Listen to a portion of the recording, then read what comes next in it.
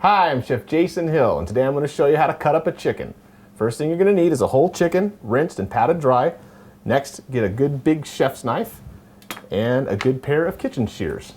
There are quite a few ways to cut up a chicken. Some people like to cut them in half, which they would remove the backbone and cut right through the breast, and you have two halves.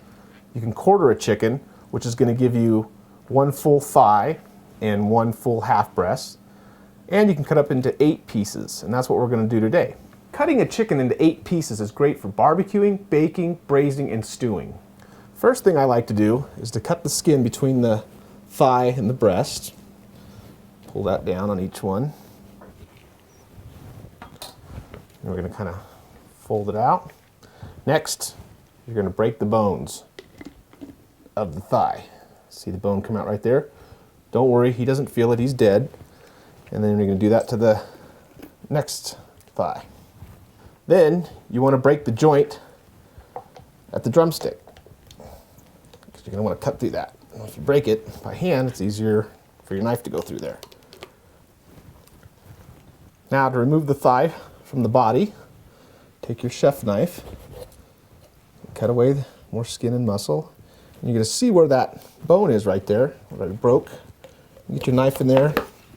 I'm just going to cut that away, set that aside. You're going to want to do the same thing here. See the bone? Get your knife on that side of it. Just cut right down. To remove the thigh and the drumstick, you got to feel for that joint. Get your knife in there, go right through it. There's your drumstick. And there's your thigh piece. Okay, we already broke his legs. Now let's break his arms. Okay, to remove the wing, I kind of pop out the joint there. You can feel for it with your thumb. You're going to get your knife in there. You're going to remove that guy. Just like that.